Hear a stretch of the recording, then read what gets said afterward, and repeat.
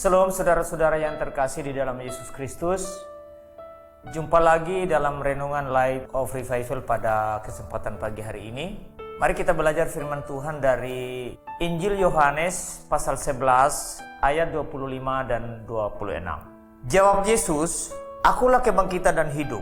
Barang siapa percaya kepadaku, ia akan hidup walaupun ia sudah mati.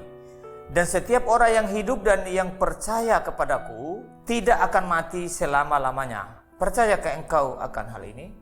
Nah, saudara-saudara yang terkasih di dalam Yesus Kristus, kalau kita baca seluruh Injil Yohanes pasal 11 ini, mulai dari ayat yang pertama, ini adalah percakapan antara Yesus dengan Marta, Maria yang adalah saudara dari Lazarus.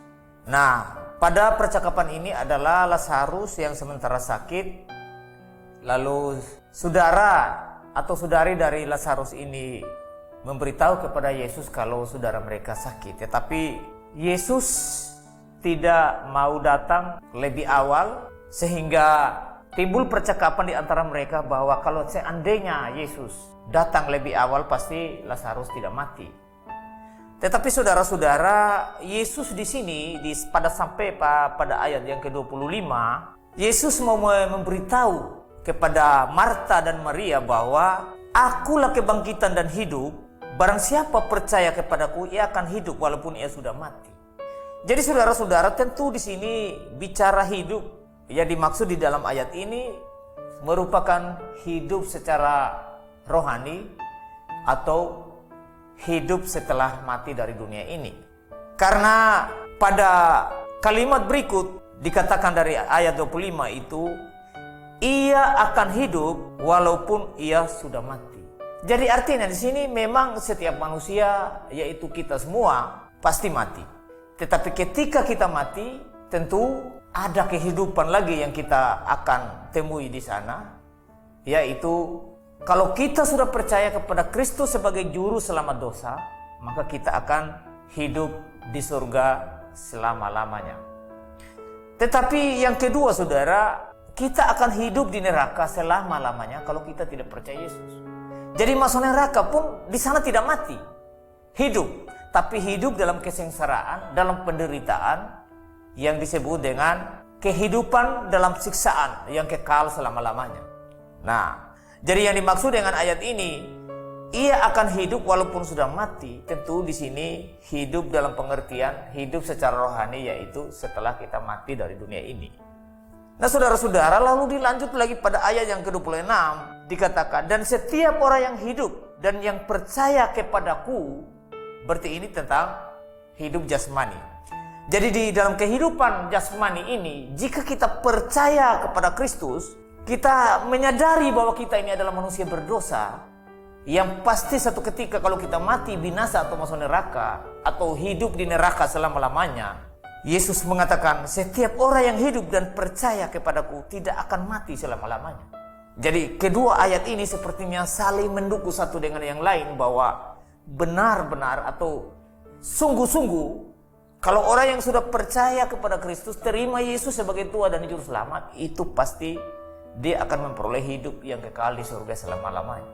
Nah, saudara-saudara, banyak orang hari ini yang mengaku percaya. Setiap orang Kristen dia mengaku percaya, tapi persoalannya, saudara, percaya yang bagaimana? Ini jadi persoalan di sini.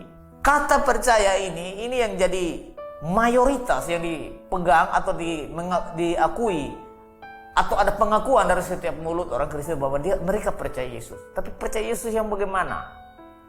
Banyak orang hari ini memang percaya Yesus, tapi mereka hanya percaya Yesus sebagai penyembuh secara jasmani, memberikan kekayaan secara jasmani, mengeluarkan mereka dari masalah penderitaan secara jasmani, tetapi mereka tidak percaya pada Yesus yang adalah penebus dosa sebagai juru selamat dosa. Tidak.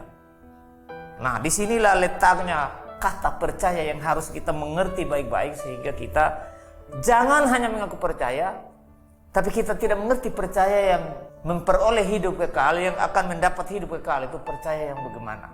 Itu persoalannya di sini. Nah, bagaimana dengan saya dan saudara?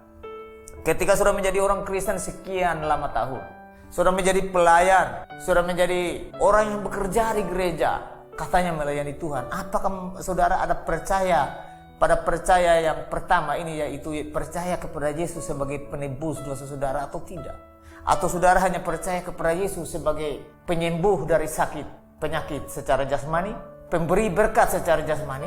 Kalau hanya itu saudara, sia-sialah kepercayaan saudara. Karena itu saya ajak malam hari ini, pagi hari ini, marilah kita percaya kepada Dia, karena Dia adalah kebangkitan dan hidup.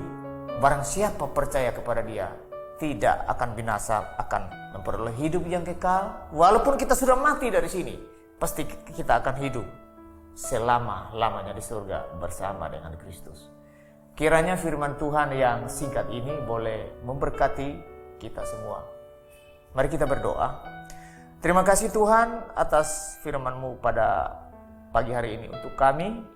Biarlah firman ini menyadarkan kami ketika kami percaya bahwa kami hanya bukan percaya kepada Yesus sebagai penyembuh dari sakit penyakit secara jasmani, tetapi percaya kepada Yesus sebagai penyembuh sakit penyakit secara rohani, yaitu dosa kami, sehingga kami memperoleh hidup yang kekal bersama dengan Yesus di surga.